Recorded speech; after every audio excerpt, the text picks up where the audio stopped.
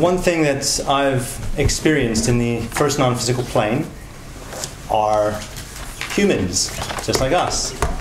They're just dead from this level.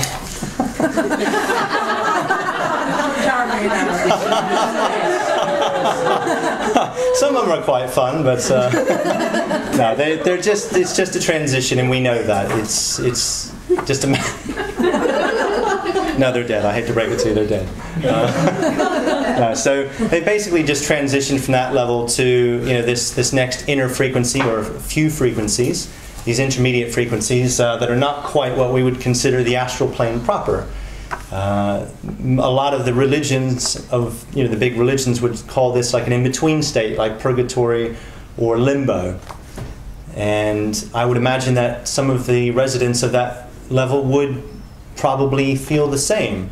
They're able to sort of, in a sense, experience us from their vantage point, so they can see a kind of a duplicate of our world. And so therefore, in a lot of cases, they're seeing and experiencing us in real time. And I can't imagine it would be quite frustrating from their perspective, seeing us on a daily basis and not having proper interactions with us, them trying to get our attention.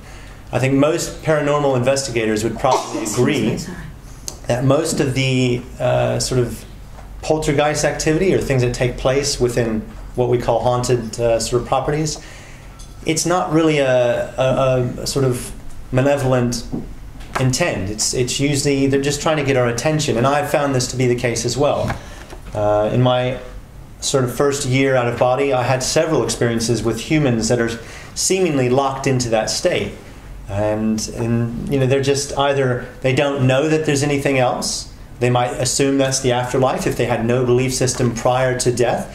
Maybe they think perhaps they're locked in a dream state. Who knows? Sometimes it's just, it's an individual thing, how things are perceived. Just on this level, we have people on this level of reality who have dementia, who are locked into their own sort of personal states. We have people in depressed states.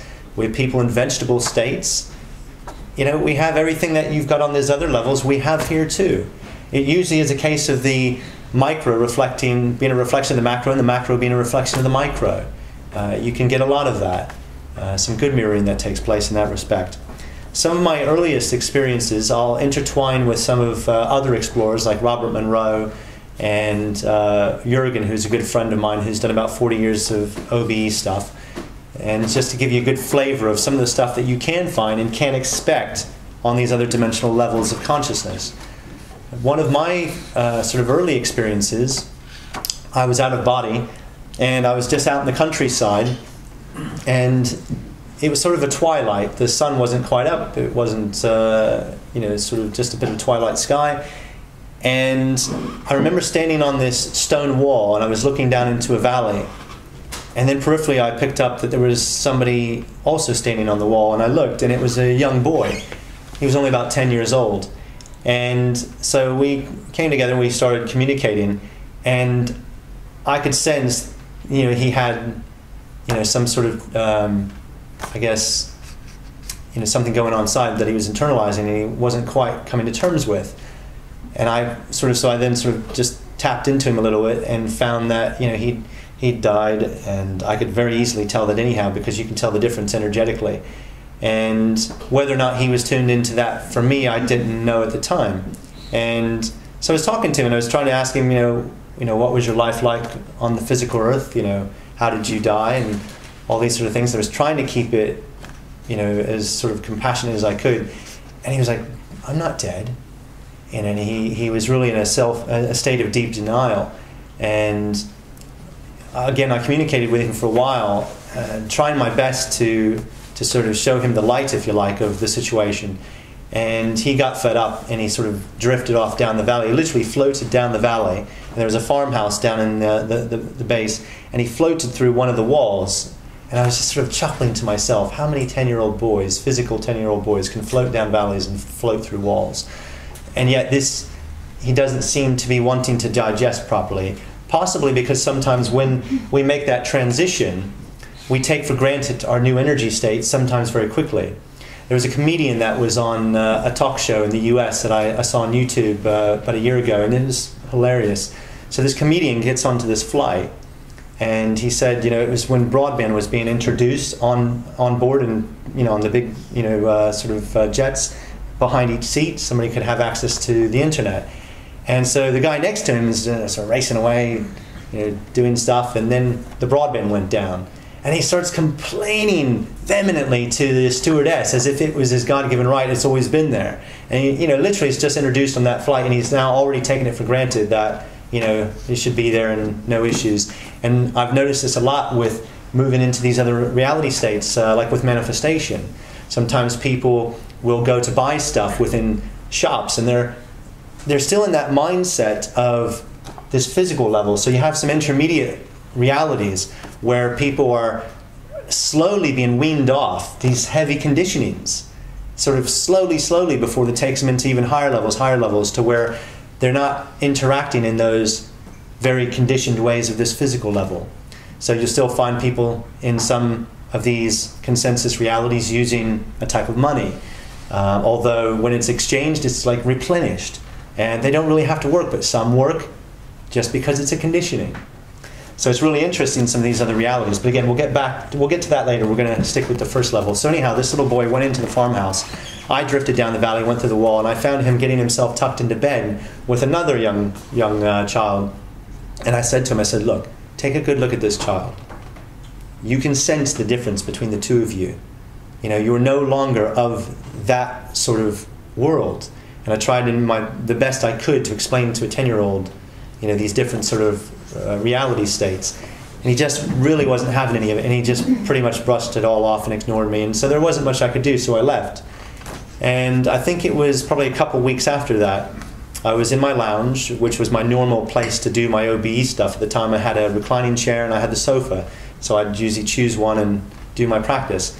On this night I was in the lounge on the sofa, and I got out of body and I was hovering in the lounge, just getting ready to think about what I was going to do, when I could suddenly feel an energy presence of another human just outside the house. And I felt, they're about to come through the bay window. And I was like, I'm not having any of that. It was almost this real, standing my ground. This is my territory, and nobody comes in my house. And so I quickly zipped out through the bay window as they were just about to come in. And I just went, blah! And this other human just went, zoom, darted away in total fear. It scared the bejesus, and it was that little boy. And I was like, oh shit. And he was gone, and I couldn't lock onto his signal, so I went back in my body, and I was thinking about all this, and was thinking, how did he find me? And it wasn't until a few experiences later where I started to twig how he was able to find me. Sometimes it's just a matter of, like, if you get out of body and you want to go and visit a deceased loved one, you may not have any clue what dimension they're in, what consensus reality. They could be locked in their own personal reality state, on the lower planes. Simply, it's a matter of holding the idea, the image of this person in your mind, make the strong intent that you want to be taken to their location. And it could be as simple as that. And I would imagine this boy, he was probably examining all this stuff, working through the denial, probably came to the conclusion, look, everybody else I've encountered so far in this place, because he'll meet other people of the same vibration on that level who have also passed from the physical one. And, they can communicate with each other as easy as we can communicate with each other here. And sometimes you're going to come across somebody that might want to be abusive, and maybe he had some bad experiences, so that's maybe why he's sort of, in the position he was in. And then he comes across somebody who was trying to be helpful, and at first he just brushed it off, but maybe he just needed a little bit of time to think about it. And somehow, some way, he came to find me. And I thought to myself, that in itself is probably good enough progress to where he's now going to be on the lookout and more accepting of other assistance. So I don't ever know what happened to him, because it was too early on in my explorations to really do much about that sort of stuff. But it was a first, sort of type of encounter, which was very interesting, was somebody locked in on that state in a heavy state of denial, where they're literally, you can't do much for them. It's like someone here that's in a state of depression so deep that it's only going to be themselves with the support of others to come back out of that. And it was a little bit sad, but once we start to understand the deeper mechanics of the universe and the deeper mechanics of us, our multidimensional self, you don't need to be so sad. It doesn't mean you lose, this sort of, this desire to want to support people, that's far from it. You know, we seem to develop this level of love that we call unconditional, but I think rarely we actually experience on this level, truly that depth of unconditionality that you can experience more, you know, easily on these higher levels. But it's still something we can obviously achieve here, and I think some of us do. So anyhow, so that was one of my first encounters. I think it was then about a year into it, I had an experience which was extremely curious.